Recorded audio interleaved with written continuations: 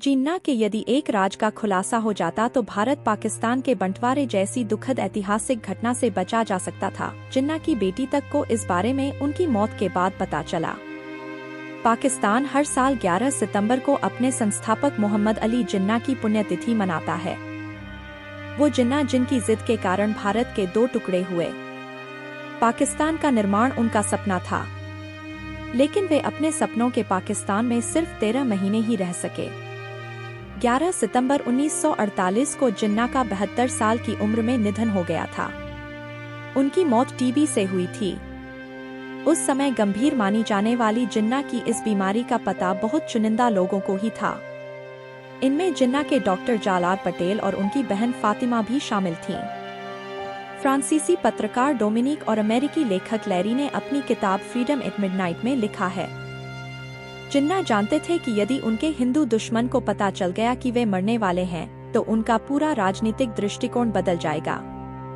वे उनके कब्र में पहुंचने का इंतजार करेंगे और फिर मुस्लिम लीग के नेतृत्व में नीचे के ज्यादा नरम नेताओं के साथ समझौता करके उनके सपनों की धज्जियां उड़ा देंगे। यदि अप्रैल 1947 में लुई माउंटबेटन, जवाहरलाल नेहरू या महात्मा गांधी को बहुत ही असाधारण ढंग से जिन्ना द्वारा छुपाकर रखे इस रहस्य का पता होता तो विभाजन का खतरा टाला जा सकता था। ये रहस्य फिल्म के एक टुकड़े पर एक अटल सत्य की तरह अंकित था, उस फिल्म पर जो एशिया के इतिहास की दिशा को बदल सकती थी। इस रहस्य को इतना छिपाकर रखा गया कि अंग्रेजों की पुलिस भी इसका पता नहीं लगा सकी थी। भारत के अंतिम वायसराय को ब्रिटिश सरकार की ओर से जो हिदायतें दी गई थीं, उनमें इस बात की ओर कोई संकेत नहीं किया गया था कि जिन्ना बहुत जल्दी मरने वाले हैं। जिन्ना के मरने के 25 साल बाद माउंटबेटन ने कहा कि यदि उन्हें ये बात उस समय मालूम होती तो वे भारत में अलग ही तरह से काम करते। माउंटबेटन से पहले वाले वायसराय ने 10 जनवरी और 28 फरवरी 1947 को अपनी डायरी में लिखा था कि जिन्ना बीमार आदमी है, लेकिन इन रिपोर्ट में ये नहीं लिखा गया था कि जिन्ना की बीमारी कितनी गंभीर है।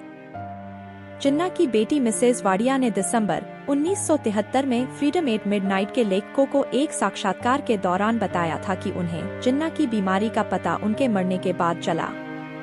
उनका मानना था कि जिन्ना ने ये भेद अपनी बहन फातिमा को बता दिया था, लेकिन वे उसे न तो किसी को बताने देते थे और न ही किसी की मदद लेते थे।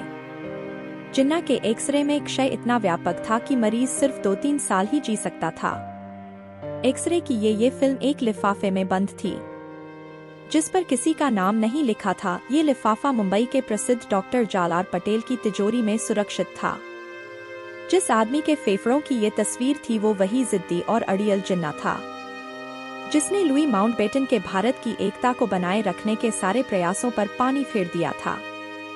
इस घातक रोग का पता, जो जिन्ना के जीवन को बहुत तेजी से समाप्त कर रहा था, डॉक्टर पटेल को माउंटबेटन के भारत आने से 9 महीने पहले जून 1946 में तब चला, जब उन्होंने उन फिल्मों को डेवलप करके पानी की ट्रे में निकाला था।